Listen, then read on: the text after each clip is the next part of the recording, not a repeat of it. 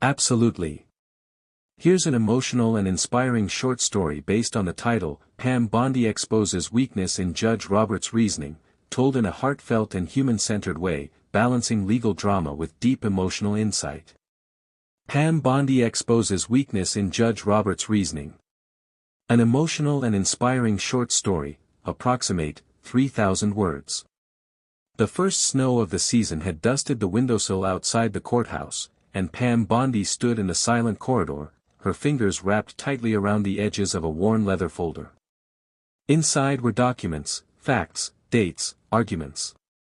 But it wasn't paper she clung to. It was the memory of a little boy named Ethan. The case had been making headlines for weeks, an ugly knot of bureaucracy, profit-driven healthcare, and a quietly suffering family. Ethan Reynolds, age 9, had a rare neurological disorder. A treatment existed. It wasn't a miracle, but it gave him a chance. A real one. Yet, the hospital had denied the family's plea, citing insurance technicalities and a string of policies shaped by legislative ambiguity. Pam wasn't supposed to be here. Not really. She hadn't taken a high-profile case since retiring. She was a name now, a speaker, a commentator. But when Ethan's mother, Sarah, had shown up outside a town hall with tear-streaked cheeks and trembling hands clutching a letter, something shifted inside Pam. The courtroom buzzed with quiet energy as she walked in. Across the aisle sat Judge Roberts, respected, brilliant, known for his stoic demeanor and sharp mind. He had built a reputation on logic, precedent, and an almost mathematical interpretation of the law.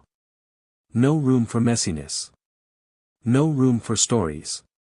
And that's where she was going to start. Pam stood and looked not at the bench, but at the people behind her. Sarah and Ethan sat in the second row. Ethan's small frame slumped against his mother's side, his skin pale, his breath shallow. The jury wasn't in this case, it was a bench trial. But Pam knew she wasn't speaking just to Roberts. She was speaking to every parent, every patient, every soul who had once found themselves small beneath the towering architecture of a broken system. Your Honor, she began, voice calm but edged with emotion, I stand before you not just as a legal advocate, but as a witness to something the law so often forgets, the beating heart behind the paragraphs. Roberts didn't flinch. His pen scribbled in neat lines. Pam pressed forward.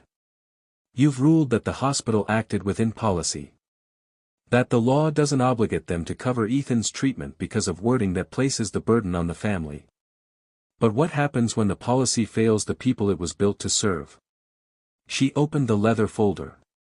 A photograph slid out, Ethan, from 3 years ago. Vibrant. Smiling. Standing on a soccer field. This is Ethan before the symptoms worsened. This is the child who has waited for adults in suits to make decisions fast enough for his timeline. T.